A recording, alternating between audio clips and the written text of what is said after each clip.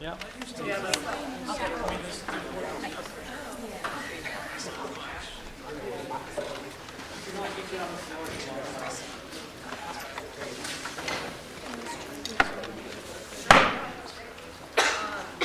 Everybody kind of settling? Yeah. Great, as long as it's not in the give this person room. Great.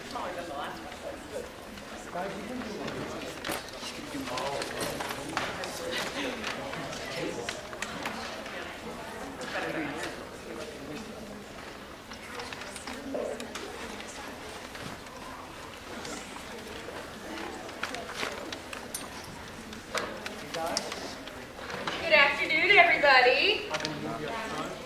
So, the Jamie Holly Arts Foundation is sponsoring author and artist visits for the library this year, and they have brought in David Wenzel to come and present to you. You guys kind of have to back up a little bit or go left because he's going to draw. So, he's going to go over the arc of his work. How he got started, You're doing this, some of the right? stuff that you probably recognize, and then do some drawing and some Q&A. And then we also have a gallery set up around the perimeter of where you're sitting. So if you want to have some time at the end, after you fill out your exit survey, you can check out the art. So, David Wenzel. All right. So just to encapsulate my life in to a sentence, I'm an illustrator who has worked on graphic novels, children's books, and of course throughout the course of my career I've done illustrations for advertising agencies. I've worked on video games. I've worked on some movies. The only reason I really don't bring up the video games and movies is that that's concept work. And a lot of times when you do concept work like that, I worked probably 3 months on a movie. It was killed in one day. The movie was kind of fun because it was about these teddy bears that lived on this planet that they had got American films to a crashed spaceship, and so they all lived like 1930s. Anyway, teddy bear movie, totally killed when Return of the Jedi came out, and they had Ewoks. Within 2 days of that, the call came in, the whole movie was canceled, and all that work goes down the tube. So concept work is tough, so I'd rather talk about the work where, so I work in publishing and publication. And again, my main subject matter is children's books and graphic novels. Now, the graphic novel that I'm most recognized for, if you type my name into Wikipedia, it pops up. I did the Hobbit graphic novel. So it's the only graphic novel ever done by any of Tolkien's works. And just to clarify, I did the graphic novel way before the movie came out. So sometimes people think because the characters in the graphic novel look a lot like the characters in the movie. Well, they actually do.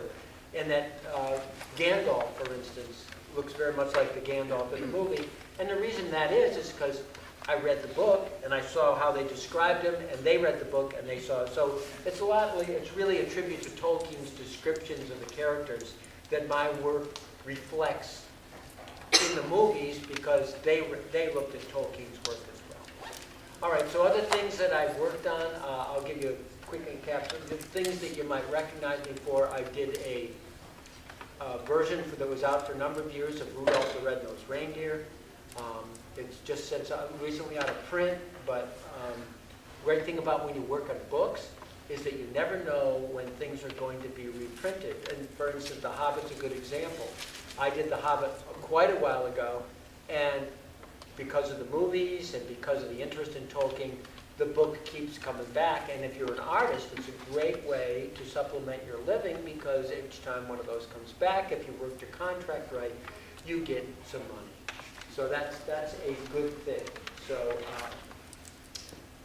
what I want to do is I have some pieces up here, and like, for instance, the Liberty Tree here. And I want to show you the differences. So this is the printed book of the Liberty Tree. This is one of those projects that's still making me money from years ago. but I just did want to show you the difference in, so this is the actual original art on the board that this book cover was done from. So so you can see that the detail, and of course, obviously there's this big blank area up here because there was typography involved. And as an illustrator, particularly somebody like myself who works in print, one of the things that we always have to be aware of is where there's typography. Because if I work on a graphic novel, particularly when you start off and you know what's going to be in the page, there's dialogue balloons that you have to make sure you compensate for when you do the artwork. For instance, sometimes if you do an illustration, this was a drawing I did for Strathmore paper, you can see that there's a large area down here that had the type in it. One of my goals as an illustrator is when I do a piece of artwork like this, I try to make sure that the artwork holds up even if there's type isn't on it. This is kind of fun. There's a TV show about this place called Oak Island now. But the hypothesis of what Oak Island was is interesting.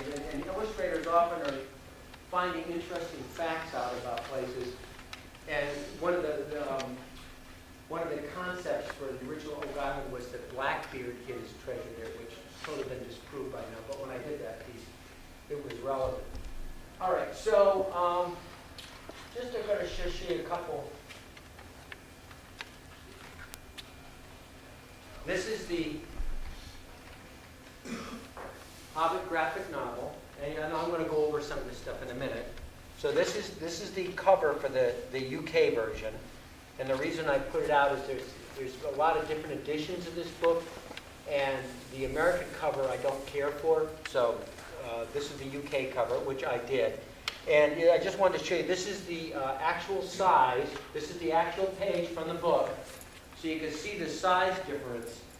And there's a reason that artists, particularly illustrators, and I work in a traditional sense, so I actually make artwork. I don't work in the digital sense. It's a little different in the digital world, where you can make the things exactly the same size. But usually, if you work in a traditional medium, like watercolor, or this is actually acrylic ink, you have to work bigger so that the detail, when it's photographed, reduces down and it becomes a lot sharper. So you can see the difference in the size of the two.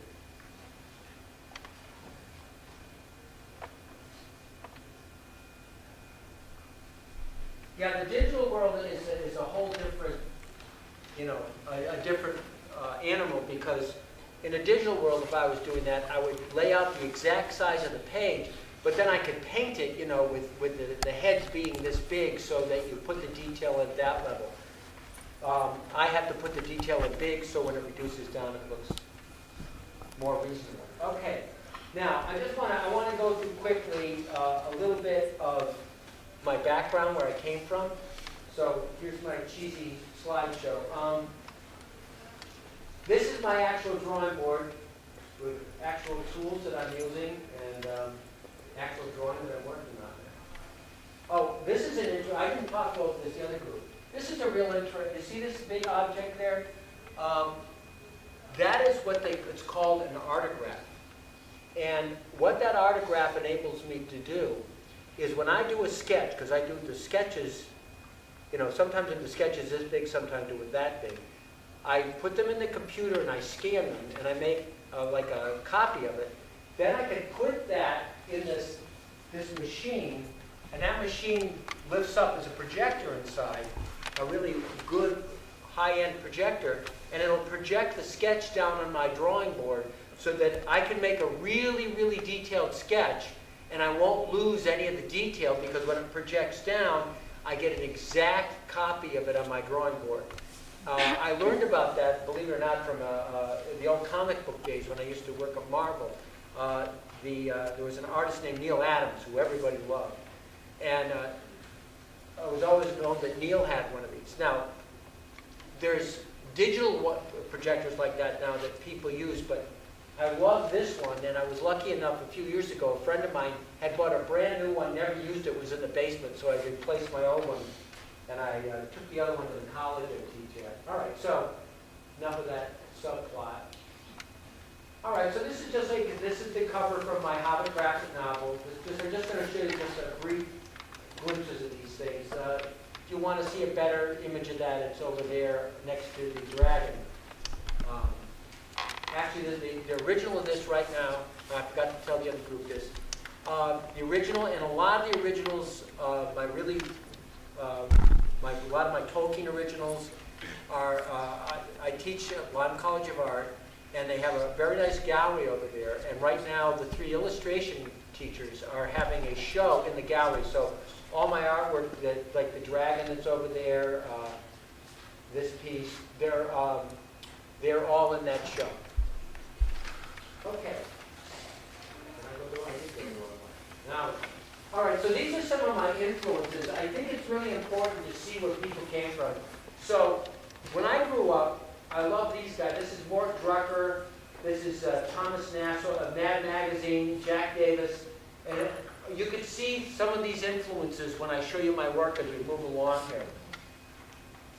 Oh, the last one was Peabody and Sherman from J. Ward, who also did Rocky and His Friends, George of the Jungle. I love those. So when I started out, I did a lot of cartoons. And this is, so this is reflected in a piece of work I did. This is Old West card players using iPads.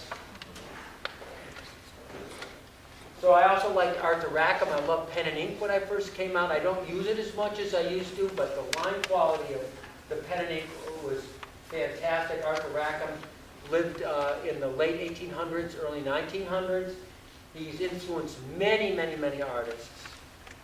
If you look at illustrators, he's always in the top 10 of who they admire. So that's a piece I did for The Wizard's Tale that reflects a lot of influence with Arthur Rackham, the little characters and the patterns. There's another artist I always admired, Howard Pyle, did the Book of Pirates. You can see I did Pirates over here. This is the Book of Treasure Island I did, so I went to pen and ink. Also, some of my influences are artists out of classical art history. Peter Bruegel, and then there's another artist named Jan Steen. They did very funny artwork. I think Jan Steen's in the next one, but you can see the influence here of some similar characters. Again, because I do fantasy, I love that, the European English fantasy, so I do a lot of costume and characters based on that. So this is where I started. I started drawing for Marvel Comics when I got out of college. I did one children's book, but then the comics sort of inspired me. You can see there's a huge difference between what up on the screen and the yellows, so I would never paint a off-green superhero, just so you know. All right, so this is some of the examples of the Marvel. One of my, I didn't even know it at the time. The comic that I worked on was this called the Korvac Saga, and it was the first time I was told this. I didn't know this. That superheroes that were killed in a comic, which we all take for, they killed Batman, they kill them, but they all come back. But that was and they all came back in this one too. But you can see now, this is a good example of, what happens when you work on comic books is you do pencil sketches first. So a writer writes it, and then they give you, you have a sheet and you do the pencil drawings out, and then somebody else letters it. Well, in those days, they don't do it that way anymore. Then somebody lettered it and somebody inks it. They still have the penciler inker. So what it means is that when you do the pencils, you don't know who's going to ink it, because if they don't ink it like you like it, it looks like somebody else did it. It looks like whoever the inker style could be. So I didn't care for that, so I actually started to switch out of that kind of superhero thing. And then I started doing more of my own work. So these I actually inked. This is a character called Solomon Kane. All right, so then I started doing books. I did this. This is the first book, a really big book I did. It's called Middle Earth, The World of Tolkien Illustrated. And what was interesting about this book is that Nobody had the rights to do Tolkien's work, but nobody had illustrated Tolkien's work except the calendars at that point. So what had happened is the publisher said, why don't we do a compendium that goes as a companion piece for the books. So this is actually a companion piece that if you bought The Hobbit, you could look through and have illustrations of the book. I've pretty much changed my style, so particularly Smog is not, I totally revamped, once I've read them, I totally revamped the scope of Smog. Just for instance, this is the, can I just have that this way? So yeah, so this is a piece I did a couple of years ago. But I, just to show you how you change, particularly on the Lord of the Rings. So this is how I originally imagined Smog, which is a lot more children's booky, there's a lot more Arthur Rackham. But then I really started to realize that, you know, he destroys a whole town. So he had to be a little bigger than this little whippy guy here. But what's kind of fun about it is I tried to make the invisible hobbit in this drawing. This is a really bad, it looks better here. But I also hid the hobbit in this drawing as well. So it was kind of a tribute back to that one. All right, keep going. So this is just some drawings from that. That was actually supposed to be the original cover of the book. Then this book was, this is a book that I did called Kingdom of the Dwarves. Okay, so Kingdom of the Dwarves was a, that was, oh, I have a copy of the book. All right, so this is Kingdom of the Dwarves. This was a real big moment in my career because I actually conceived this book. The concept for the book was based on an idea I had when I was in the shower. And I wanted some aspect of Tolkien to be real. So I thought of, you know, I loved Tolkien back then. I mean, I still like him a lot now. But back then I was young and I had all this, you know, super passion for Tolkien. And nothing had been done with it. And this was actually just prior to Dungeons and Dragons, actually. So I thought, what if some aspect of Tolkien could have been proven to be real? So I thought it would be cool if an archaeological dig, because I like archaeology, you know, they found a reason that there was a race of dwarves that lived underground. And so it was great because I got all the ideas of, you know, here's an idea, how do you backtrack and how do you cover it? So it was a great sort of experiment, and once you do that. And then we found some really interesting things out. I worked with a writer named Rob Walsh,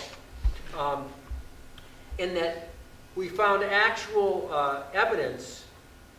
Let's see if we can find the picture.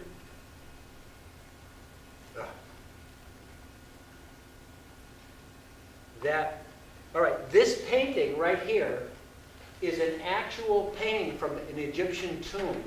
And what they explained in the book is that the Egyptians, and this might be where the whole legend of dwarves and treasure came from, they used dwarves to make jewelry because they had tiny hands, so that they could make much fine. I guess they thought they could make much finer jewelry. Anyway, there was a bunch of true things we found about actual dwarves in history, so it was a lot of fun. And the reason I'm even bringing it up is because what goes around comes around, in that I'm actually working on a contract right now to reprint that book, but we're going to revamp a whole bunch of it. So that book's hopefully going to be out by the end of this year with all new, tons of, not all new, but many new drawings in it. All right, so that's just some different sketches. I did pencil work in this, though that looks like it's not pencil. Some paintings. This is some of the revamped drawings, so they're going to look. I'm just going to zip through those. Then I've also different characters out of that. Again, I like the fairy tale history, and not only the fairy tale history, why isn't it changing now? There you go. Yeah, so I like European Nordic history, though I like history from all eras. Just another piece I've done. Then I started working on The Hobbit. So this is the original cover, which is over there, of the first Hobbit graphic novel I did. So again, you can see that this is the cover, and this is on the back of the page. So that's things. It's called a wrap cover. So yeah, those are things as an illustrator you got to keep in mind.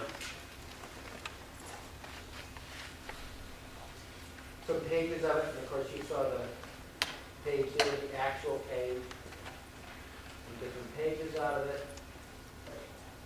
This is one of the pieces. This is the cover for when they compile it all. This is in the show line. This is in the show line. That's in the show line. Then different books I've worked on. You know, one of the things as an illustrator, you have to be able to jump around and do different things. So when you work on books, you have books for very little kids, you know, medium-sized kids, you know, 6 to 12, and 12 to 15, and so I've done work for all of them. And so this is a book called Hauntings, and of course, it always bummed me out is if you guys get older books, they take the color out, which I always think would be a mistake.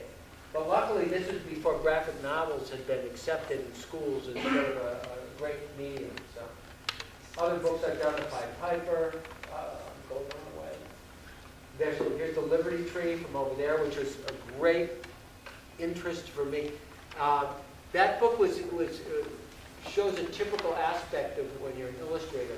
So that book involves all these different scenarios out of different small little blurbs out of history of how we led up to the Revolutionary War.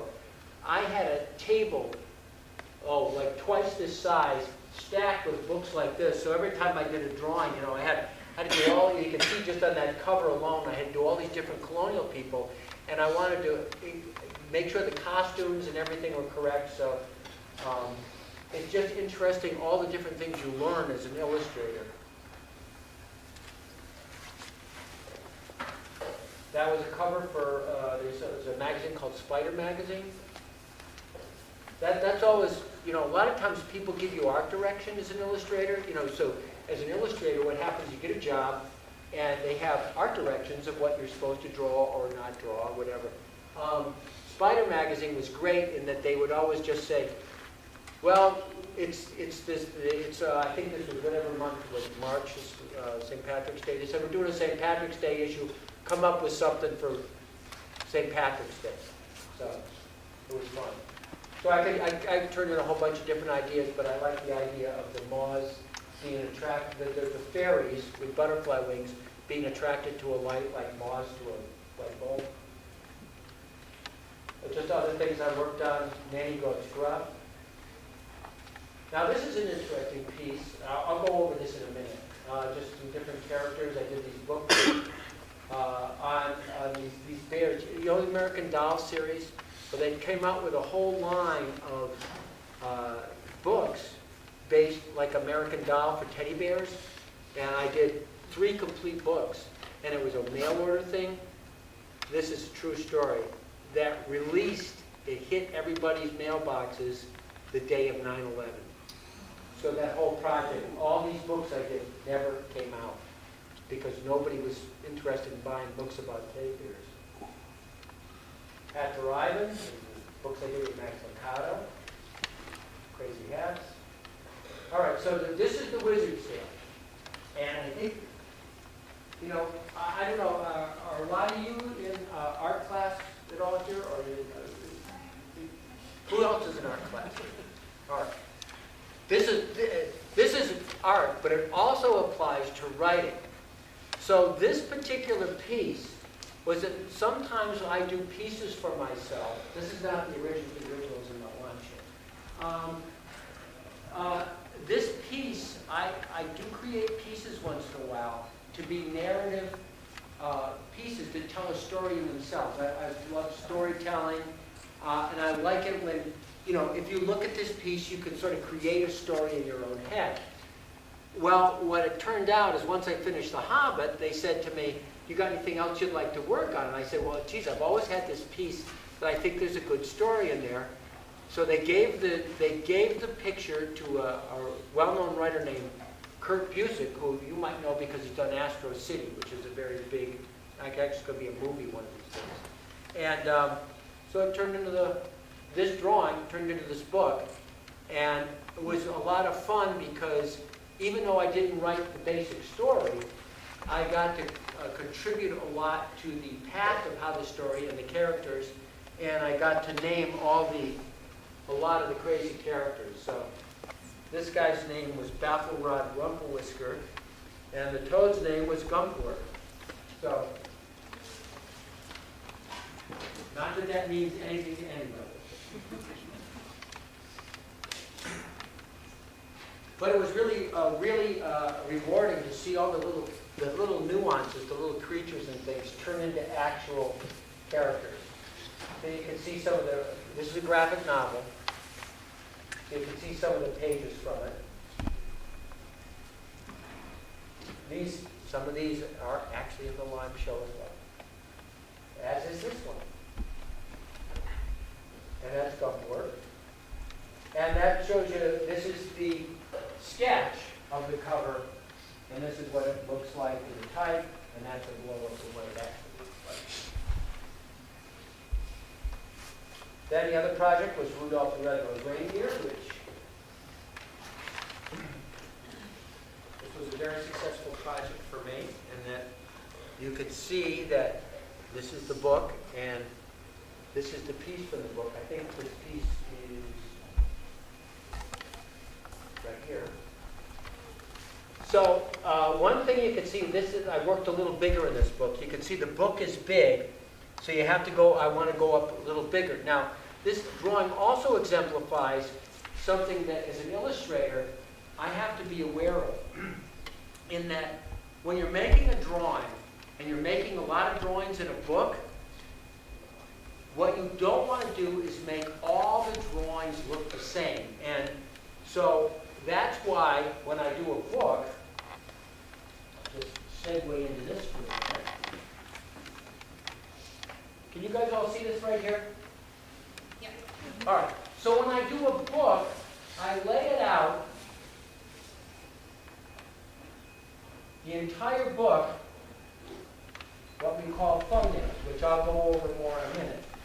So right away, of course, when I do it out, I make them all look exactly, these outside lines are all exactly the size of the book. Again, I do them in the computer. In the old days, I used to use little, I just rule them out. So the reason I do it like this, and when I did The Hobbit, I did everything, is that when you do a book, these pages are called facing pages. And you want to make sure that the book not only works on one page, but it works here, and it flows through the book this way. So if I've got a character here doing something, and he's doing something here, and there's type, then I have an idea what it's going to look like. But what I don't want to do is repeat that. So what I try to do is change the viewpoint, the camera angle. We always talk about in illustration, you know, are you looking low, are you looking high, bird's eye, worm's eye, all that. So to keep it interesting, you know, you may want to now have something down here with a tree above it like that. Yeah, this looks like a tree, right? But actually, I'm joking about that, but this is exactly how crummy sometimes I start the sketches. Because it's not about making a little face and making a cat or whatever it is. That's what you're going to see at the end. But in the beginning, I just want to see how, put the cat in here. I just want to see how this is all going to work out so that each page does not look the same. So that's a really important aspect when you work on a children's book. And so this one totally reflects that I had to move the camera at a higher angle, which gives you a really cool vision of what you're looking at. The other thing that when you do like this sort of creative realism, it's called imaginary or imaginative realism. Obviously, I don't have pictures of I had a lot of pictures of reindeer. And believe me, I drew, 8 reindeer times 32 pages. I drew a lot of reindeer. I was really tired of drawing reindeer. But what I did for this page particularly is I actually took Super Sculpey. Anybody ever used that before? It's this cool resinous clay. And I made a little model of a reindeer with pipe cleaner legs so that I could pose it flying through the, I could turn it around, look at it in all different angles.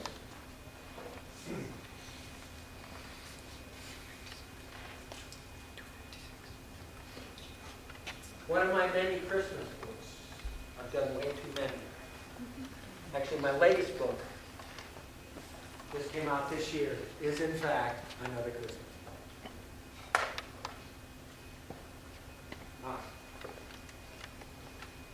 So, also the Halloween books. This is called Halloween Night. I love doing that. Anytime I get a theme book from, when I was a kid, Christmas, Halloween, it's always a lot of fun. Christmas books are great because they keep coming out. Then, this was a great project. Any of you guys read you see Little Bear books when you're growing up at all? Anybody? All right. So, the guy who wrote Little Bear, or actually drew Little Bear in the beginning, was Maurice Sendak. I don't know if you know who he is, but he's probably the greatest illustrator of the last century, a recognized children's book illustrator. And I actually wasn't going to work on the project because this is an original from it. Because they had a cartoon show, and I didn't want to draw stuff that looked like it was from a cartoon show. That was, normally I don't really like to draw other people's characters. I like to draw what I own. But I got a call, and they said, Maurice would like to talk to you. And I said, Maurice Sendak's going to call me. That's awesome. If you're in my field, that's like having Brad Pitt call you. So, anyway, he called up, and we had a great conversation, and he talked me into it, and he became the art director on the job. Now, it's sort of this also exemplifies the cross work that, as an artist, like an illustrator, I try to keep my hand into a lot of different styles and age groups. So this is obviously Little Bear is for, The Hobbit is for a certain age group, but Little Bear is for a different age group. And so I had fun doing these characters, and I really wanted to do it as a tribute to Maurice. And ironically, within a few years after I worked with him, he passed away. So I'm very proud to have worked on that particular project with him. Now, I do want to explain to you, okay, so I did that Little Bear pieces, and I've done, other work. This is where it gets extreme, because this is also a project I worked on. In fact, I actually wrote this one. This is, anybody recognize this character? Come on. Nobody's seen an Alien movie here? Are you kidding me? Who's seen an Alien movie? Come on, raise your hands if you've seen an Alien movie. Jeez. All right. Xenomorph. Back then it was aliens. It was the alien, except there's about 62 kinds of aliens. I had to actually buy a model of one to draw them. But anyway, so I'm working on this at the same time, because as an illustrator, you have to take work when it comes. So at the same time I'm working on this particular project, I was working where, if you know the character, this character is an awful character that eviscerates people, kills them, has this awful mouth thing that, injects itself into people and kills them. At the same time I'm working on this, so there's all these bloody scenes, I'm working on a scene about the innkeeper that ran the manger when Mary and Joseph and Jesus were there. So that was quite a diverse difference in the two things. All right. One Little Bear. This is my most recent book, The King of Little Things, out a couple years ago. There's the King and all this little collection. This is a fun book because the kids who read it are supposed to look for all the little things in it. This was picked for the Society of Illustrators Children's Show. It's been traveling around for a couple years. All right, so this, I really want to go over this kind of quickly. And I'm going to show you a little bit more detail. This is how I work. I start with those real scribbly drawings like I did here, called thumbnails. And you can see that they're really, I've actually taken, because I scribbled them so, and this, again, scribbling is all about just getting the shapes.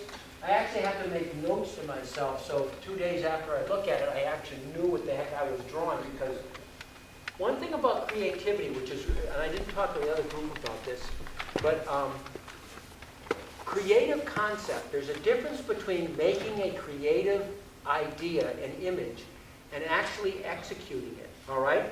So to create the idea, it takes a lot of energy, okay? You don't want to have anything bothering, you don't want to have anything, you want to fully, intensely concentrate, and you can only do that for about 2 hours. You know, I learned this, you know, I knew about this, but concept artists really talk about this a lot. So you got about 2 hours to really get the idea down. So that's why you want to do all these really quick, you know, get it out, get the idea like it's mind to hand. You want to get it out as fast as possible. The finishing of a drawing is a whole different process. That's when you can listen to music, that's when you can sort of putz around, but you don't have the same concentration on it, and that's when you start to develop it more. What happens with people who are younger, they get confused between the two, and they'll start a drawing and they'll start to really execute. They'll say, oh, I want a face. And they'll start drawing the eye, and they start drawing the nose and the mouth. Well, that's a mistake. You want to compose the whole thing at once. You want to think about all the elements that are going and add them into the pot at the same time. And then you can go back to it, and then you can start pulling out the creative concepts that you can see. So anyway, this is part of that hybrid of trying to get all my ideas done at once. You can see I've tried to. This is what I ultimately, I tried a vertical one, I tried another vertical one, and I ultimately tried, you can see I have a triangle in there. I'm trying to see how the things work out. So then this is the really rough sketch with its 3 figures on the right, and then I work it out to this. And the problem I always have is sometimes I get things better here and I lose them when I start working it up.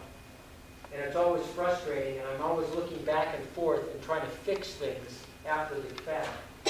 So then this is where I'm starting to refine the characters, and I'm out of that concept stage.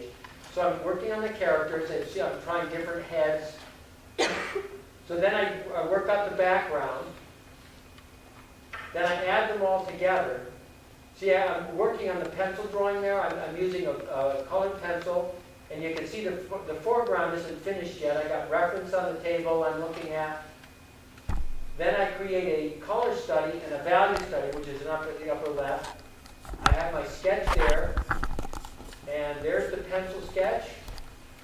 And then I start painting it with huge brushes. So there's a lot of preliminary work that goes into a drawing before you actually start painting it. So there's, working it up, and there's the end of it. David, we have about 15 minutes. How much? 15. Oh, okay, good. Well, I should probably do some fun drawing now. All right.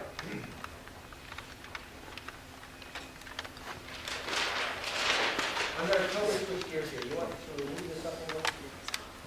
We want to make sure these guys can see, so we'll let you move it up just right to here. And I promise I won't step on it. Well, so everybody can see. Can you guys see over there? Yeah, so I'm going to draw. I'm going to draw somewhat distorted because I'm going to draw it at the side here. One of the things I was talking when I got into Marvel, I learned a lot of cool things when I was in Marvel Comics. Things that work for comics, but they also work for what I'm drawing now. And one of the things they talked about is drawing with structure and form. So I thought I did this with another class. I think it'd be kind of fun. There were certain things that I found out when you work at a comic company. They always would teach you how to draw the head. And again, a lot of art classes go over this where you take an egg and you divide it in half, and you divide it in half. Well, that's half, and half again. And this is pretty much a standard way. I mean, this is created by the old masters. It's nothing they created at a comic company. So then you divide the egg in half. And so, but the thing about the comic companies is they follow a formula. So they'd always have you, instead of, normally you do an eye like this, but they would always have you do the eyes like this, So comic characters are always angry. One of the things they talked about is there's never any a comic page. It always looks like there's nothing going to be. There's no restoration. It's always in flux. So then you put the line for the nose, and then you put a line for the mouth. But this formula, this simple formula, can be used to create any character from at least the Marvel or the DC universe, because as soon as you do this, you can make any character out of it instantly that becomes a character. So that was the easy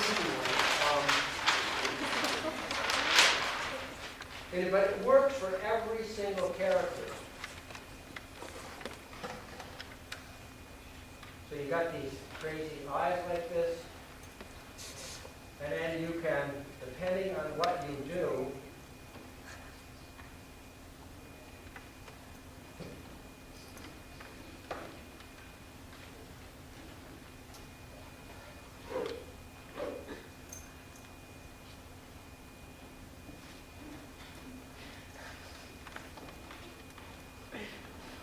it is the Hulk. Hulk back. See, that's when I drew Hulk, that's what he looks like. They've all changed. All right, 'cause I only have a little bit of time. This is fun. This is, again, it's all about structure, okay? So I try to show, this is a simple, if I asked all you guys to draw a dragon, why you'd probably say you want it, but there's a really easy thing. Like, people can't say they can't draw, they can draw, because there's an ice cream cone. Anybody here can draw an ice cream cone. So I'm going to draw this ice cream cone like this, all right? And then I'm going to give you like 4 steps. You're going to make it. I'm going to make this into a dragon. So I'm going to make a squiggly line here. I'm going to make a bump here and a little eye like that. I'm going to take this line. I'm going to wrap it around. I'm going to make this line and extend it up. I'm going to make this line go this way. Then I'm going to make an S here. I'm going to make another S there. And within seconds, you can make a dragon. So I always tell them, when I do these things, I say, go beg your parents you can make an ice cream cone, a dragon out of an ice cream cone. See if you can get a couple of bucks. Anyway, you can do, I've done a million of these. In fact, I'm actually going to do them for a kid's TV drawing show that my neighbor, who's a TV producer, wants to make. So anyway, that's that. You got any questions? Yes. Well, what are some of your biggest pet peeves when you're reading a comic or a book? What are some of your peeves that you see in drawings? Well, in the old days, there used to be bad drawing, but gosh, there's so many people that draw them now. I think it's mostly in storytelling, that one of the things that Image comics, when they came out, they sort of changed the paradigm for what comics are. And up until that time, comics were story-driven, and now they're sort of turning back to that. But then they started, the comics for a while got into just big splash pages of like, it didn't matter as long as there was a lot of action and the story fell into the sideline. So I think that would be, mostly with comics is if I like the character or not. And the other thing I don't like about comics is, it's not so much the art, but if it's, I don't like the really ones that get so far out there I like a linear line of some sort. I like it when it switches around a little, but I don't like to see tons of blood. I can't see. Sometimes I do like it. Depends on the character anyway. So I guess I'm open-ended. Anybody else have a question? All right. Am I going to be done here? David, Yes. you were talking before in the last session about the difference between drawing, for example, for a children's book or for a graphic novel, meant for people of all ages. Other than the content, one might be a fluffy teddy bear and the other one is something more sophisticated. What's the actual difference in the drawing? Well, I think that in some ways there's no difference in the drawing, but depending on my job, it depends on the whimsy I want to put in, is how much, I always like to put something humorous, and it always gets in my way because I'm always thinking about a slight edge of humor I want to put on. But you do have to, I didn't bring them in, but I have, well, I had to change, like, this is a book I did called Baby Loves You So Much, and I didn't know even if I wanted to do this book, but I was really not strong with drawing children, and drawing children is tough. And I didn't think, so I really wanted to concentrate on it. But this is, this is a great example of how an artist on a children's book adds something to it. All right, so this book is literally about a little girl whose brother is a pain in the ass. And the kid is causing her nothing but trouble. And every time she goes, Mom, the kid did something, goes, oh, he's doing that because he loves you so much. So I got the text, and what I decided to do in this book is about this baby causing problems. I decided not to show the baby right away. So what I did is I came up, and so they did that. I didn't put the baby in there. So the baby never shows up, so you always just see pieces of the baby. And so you just see, like, he's throwing the oatmeal on the girl. She's pulling her hair. He's biting. So all these, it was fun because I did two things when I was developing this story. I decided not to show the baby, and what happens ultimately in the book is the little girl the baby is happy because she shows him attention.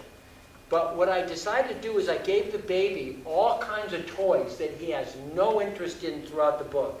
So he's always, trying to play with what his sister's got. So again, each time I had to come up with a device where the baby was not shown in the drawing, and it got tough once in a while, but she bops him in the nose. Anyway, so I always put this character in a lot of my books for kids because it was a kid puppet I had with my own kids. She drools. So then, and it's also all the stuff from my house and my cat. So, this is, I had trouble getting the granite countertop. But anyway, so she's here, and then she can't find the baby. And then this is where I decide to show the baby. The first time I show the baby is when she finds him sleeping, and you see him sleeping under the couch. That was a stuffed animal I had when I was a kid. So this is a fun book because I added all these personal touches. So then she gets yawny, and of course, this is fun making the cat get tired too. And then she lays down, and when she closes her eyes, that's the first contact the baby has with anybody in the book is when the girl does what he wants her to do, which is to snuggle up with her and be her sister. So that was awful fun. And that was all stuff that I came up with. And that's where illustration, where even if you're working with words, you're going beyond the words. Particularly with children's books, you can go way beyond the words and create a story or a sub-story within the actual text. Want to get my chance to look at stuff? All right. So you guys get a couple seconds to look at the artwork. We have one more question, Oh. but also we want you to give us some feedback. So we've got this survey for you guys to do, and we want you to have a chance to walk around and look at the art. So what was your question? Oh, you spoke a lot about character design when you were talking about matching with realism. But one of the things I loved about your work was the landscape work. What sort of challenge was there in transitioning traditional landscape work into that, like a fashion? Yeah, you asked about the landscape.